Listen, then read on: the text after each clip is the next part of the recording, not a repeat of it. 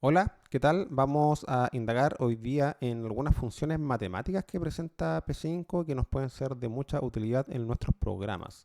Vamos a cambiar acá el ancho del canvas, como lo hacemos siempre. Vamos a correr esto un poco para acá. Vamos a generar primero una variable global que se llame num. Y num va a tomar distintos valores de acuerdo a lo que queramos hacer. Muchas de las funciones matemáticas que voy a revisar acá ya las hemos revisado en algunos ejemplos anteriores, pero yo creo que no está de más repetirlo.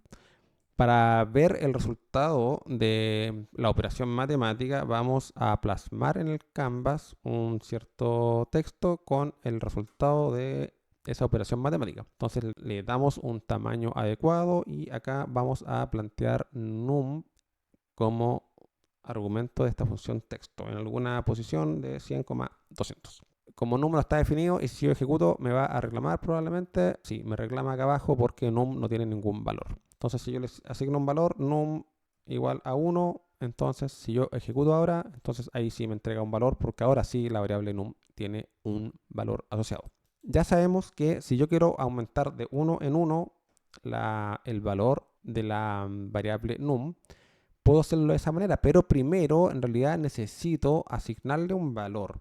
Empecemos por el valor 50. O sea, si yo tengo asignado el valor 50 a num, esta línea de código que está acá va a ir aumentando de uno en uno el valor de la variable num. Así que ejecuto y empieza en 50 y empieza a aumentar. Esto acuérdense que también puedo escribirlo de esta forma, num más, ejecuto y pasa exactamente lo mismo. Y va a pasar lo mismo si yo escribo acá num más 1 y ejecuto y pasa exactamente lo mismo. Si yo quiero que aumente en una cantidad distinta, de 5 en 5, escribo acá num igual a num más 5. Y ahí va aumentando de 5 en 5. Si yo quiero que disminuya de 5 en 5, puedo escribirlo así, num menos 5, y ahí está disminuyendo de 5 en 5, obtiene valores negativos muy rápidamente. Pero esto que está acá también lo puedo escribir de una forma abreviada, escribiendo menos igual a 5. Si yo ejecuto acá, entonces se va disminuyendo de 5 a 5 este valor inicial. Recuerden que estamos con la función draw, que es un ciclo, por eso este número se va actualizando una y otra vez. Una operación similar puedo hacerlo, por ejemplo, si yo quiero que la variable num se vaya multiplicando de 2 en 2, puedo escribir num por 2 y ejecuto, empieza en 50, o sea, este número empieza a crecer muy rápido. Vamos a cortarlo ahí mejor y vamos a poner un número más chico, 1. Vamos a ejecutar y también crece rápido. Si yo quiero controlar la rapidez con la que se refresca el canvas, entonces ocupamos la función framerate, que ya lo habíamos ocupado, y pongamos acá, no sé, 5. Y ejecuto y podemos ir viendo cómo va aumentando de forma no tan rápida. Ahora, este código que está acá, que estoy multiplicando 2 a la variable num, y como esto es un draw, esa variable num se va a ir actualizando cada vez, lo puedo también abreviar de una forma similar como lo hice con la suma y con la resta. Así que si yo acá pongo num por igual a 2, va a pasar exactamente lo mismo. Ejecutemos acá y esto va a ir efectivamente de 2 en 2. La última operación matemática que podemos revisar aquí es la división, num dividido en 2, o sea, el número inicial 1 se va a ir dividiendo de 2 en 2. Si ejecuto acá, ahí está efectivamente eso. De nuevo, esto yo también podría hacerlo un poquito más corto y escribir dividido en la línea diagonal o el slash igual a 2. Así. Y es exactamente lo mismo que tenía escrito recién. Así que si ejecuto, el número 1 se va a ir dividiendo de 2 en 2 de forma sucesiva por el hecho de estar dentro de la función draw. Ahora vamos a borrar esta variable que está acá. Voy a poner acá, no voy a borrar la variable, mejor mantengo la variable, pero sin asignarle un valor. Ahí está. Y vamos a mostrar como texto la variable, no, vamos a mostrar como texto una operación matemática. Vamos a asignarle a num una función matemática. Vamos a empezar con una función que se llama abs. Abs significa valor absoluto. El valor absoluto de un número es el valor positivo asociado a ese número. O sea, el valor absoluto de un número positivo, por ejemplo, de 123.45, es 123.45. El valor absoluto de un número negativo, Acá estoy usando el argumento como dentro de los paréntesis de la función abs y el valor absoluto de un número negativo es 123.45. Así que el valor absoluto es una función que me permite calcular siempre el valor positivo independiente si el número es positivo o negativo. Otra función matemática que podemos revisar es la función SAIL. Esta función tiene sentido cuando estoy trabajando con números decimales. Voy a escribir acá 123.45. Así que SAIL es la función y quiero calcular esa función o ese valor de este número que está acá como argumento. Esta función SAIL lo que hace es calcular el entero más próximo al número que está acá como argumento. O sea, el entero superior más próximo que está a este número es 124. Por lo tanto, se va a mostrar como texto este valor num que va a valer 124 y ahí está y se puede apreciar que está correcto. Si yo escribo, por ejemplo, escribamos el número menos 2.3. ¿Cuál es el entero superior, inmediatamente superior a menos 2.3? Es menos 2. Por lo tanto, si yo ejecuto, me entrega menos 2. Podemos utilizar una función similar, pero para aproximar un número hacia abajo, y esa función es la función floor. La función floor calcula el número entero inmediatamente inferior al número. Por ejemplo, acá si yo pongo 24.3, el entero justamente inferior a 24.3 es 24. Si yo pongo acá un número negativo, menos 4.5, va a entregar menos 5, porque menos 5 es el entero inmediatamente inferior a este número que está acá. Otra forma de redondear números sería con la función round. Vamos a poner acá un número distinto. Empecemos por un valor positivo, no sé, 6.7. Si yo ejecuto esto, entonces redondea 6.7. ¿A qué número redondea? Al entero más próximo. El número 6.7 está rodeado, digámoslo así, por dos enteros, el 6 y el 7. ¿Cuál es el entero más próximo a 6.7? El 7. Por eso me muestra ese número que está acá. Si yo acá pongo 6.2 y redondeo 6.2, el entero más próximo es 6. Si yo entrego acá menos 6.2, me va a mostrar el número menos 6, porque es el entero más próximo al número menos 6.2. Si yo acá pongo un número positivo nuevamente, no sé, 6.5, se va a aproximar al A7. O sea, si este número decimal es menor o igual a 4, se aproxima al entero inferior. Si este número decimal es mayor o igual a 5, se aproxima al entero superior. Si yo acá pongo 6.5, etcétera, hay muchos decimales, bueno, va a seguir aproximándose al entero superior. Si acá este 5 lo transforma en un 4, el entero más cercano es 6. Otra función matemática que me permite ocupar P5 es la función exponencial, o sea, el número e elevado a el argumento que yo ponga acá. E elevado a 1 es el número e, o sea, 2.718, etcétera. Si yo acá pongo un 0, e elevado a 0 es 1, porque cualquier número elevado a 0 es 1. Si yo acá pongo un número distinto, 4, me da un valor distinto. Acá e elevado a menos 4 me da un valor que es más chiquitito, más cercano a 0. Así que esto es una función matemática simplemente que calcula e elevado al argumento que yo ponga acá entre paréntesis. De forma similar funciona la función logaritmo, logaritmo natural o logaritmo en base e que se llama. Si yo acá pongo logaritmo de 1, me va a entregar 0. Si yo pongo acá logaritmo de 2, me va a entregar 0.7. Si pongo logaritmo de 3, me entrega ese valor.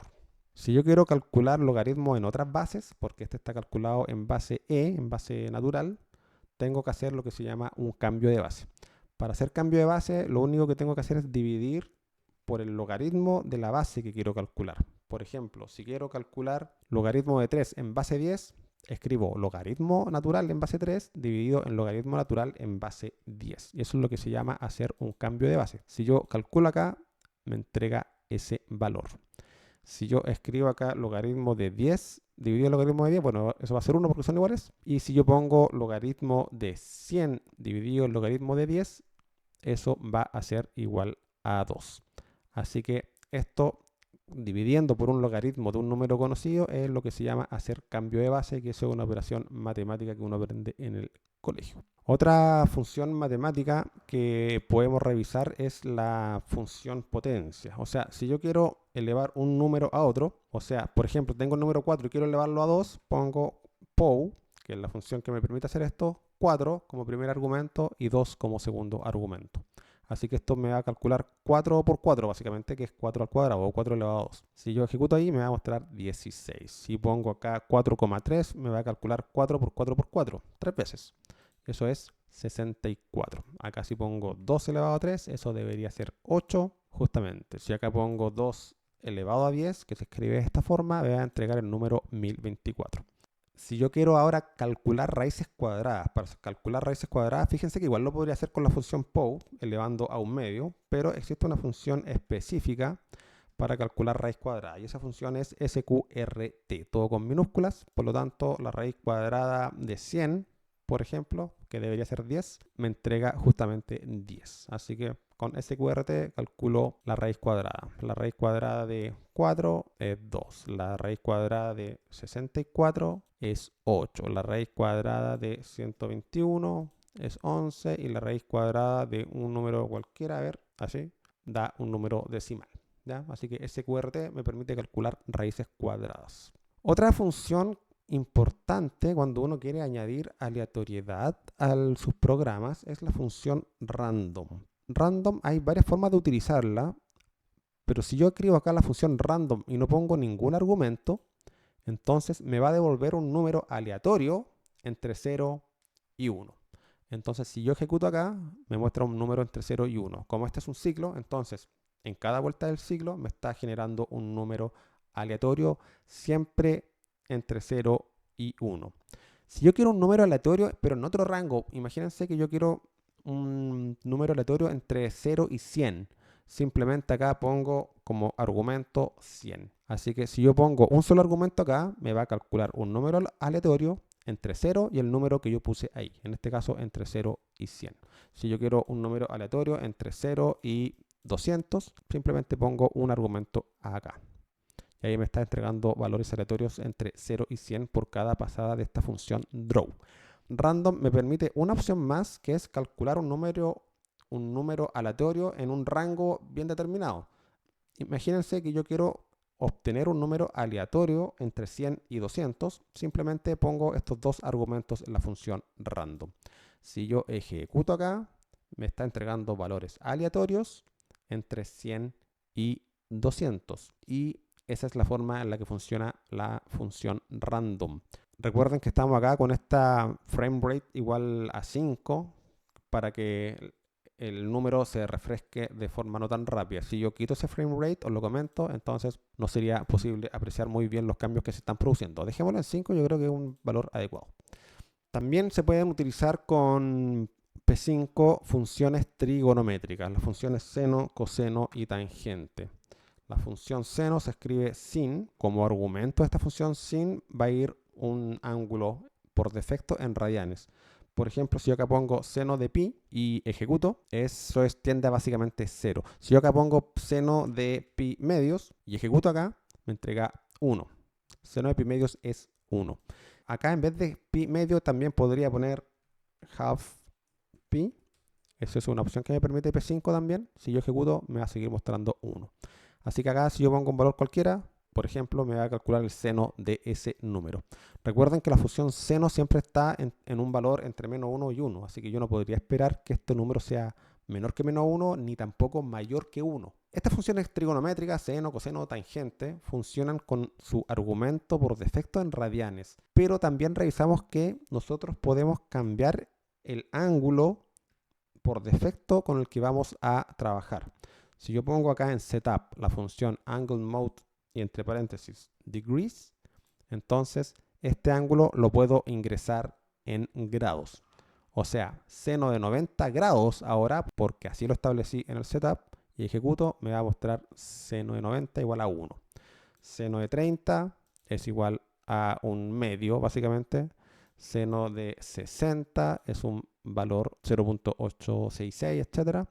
Seno de 45, por ejemplo, me entrega un valor específico. De la misma forma, puedo hacer uso de la función coseno. La función coseno se escribe simplemente cos y ejecuto acá para mostrarme el valor coseno. Recuerden que seno de 45 y coseno de 45 son iguales, por eso no cambió el valor, pero acá si yo pongo un ángulo distinto, coseno de 25, bueno, me está calculando el coseno de 25 grados, porque así lo tengo establecido acá arriba. Si yo pongo acá coseno de 90 grados, me va a dar un número muy chiquitito, eso es porque es 0 prácticamente. O sea, coseno de 90 es 0, solamente que acá P5 me lo muestra como un valor extremadamente pequeño, ¿ya? Que si yo redondeo esto, me va a tirar básicamente, si yo hago así, round, num, me va a mostrar el valor efectivamente que tiene ese valor coseno de 90. La función trigonométrica que falta que permite ocupar P5 es la función tangente, que se escribe como tan, y ejecuto, me muestra la tangente de un cierto ángulo, que en este caso está en grados. Tangente de 30 grados es eso que está ahí. Tangente de 20 grados es eso que está ahí. Tangente de menos 20 grados es ese valor que está ahí. Entonces, tengo las funciones trigonométricas, seno, coseno, tangente, pero también se pueden utilizar las funciones inversas a esas funciones trigonométricas. Por ejemplo, la función arcoseno. Arcoseno, por ejemplo, de 1 me va a entregar el ángulo para el cual el seno vale 1.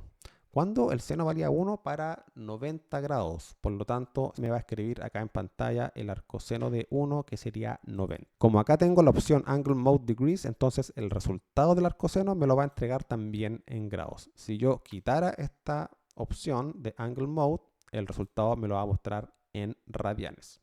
Por ejemplo, arcoseno de 0.5, eso debería ser 30. Arcoseno de 0.707 más o menos es 45. La función arcocoseno, si yo ejecuto acá, me entrega un valor un poquito distinto. Arcocoseno de 1 es, bueno, el ángulo 0. Arcocoseno de 0.5, eso me da el ángulo de 60 grados. Y lo mismo con la tangente. La arcotangente de 0.5 me da un cierto ángulo en grados. El arcocoseno de 0.1 me da un valor distinto. La función tangente no está limitada entre menos 1 y 1, así que acá yo puedo poner un valor superior, un valor mayor a 1, y esto me va a entregar un número en grados correcto. La función arcotangente yo la puedo escribir de esa forma, pero yo también puedo calcular el ángulo con la función arcotangente utilizando esta función arcotangente 2, atan 2.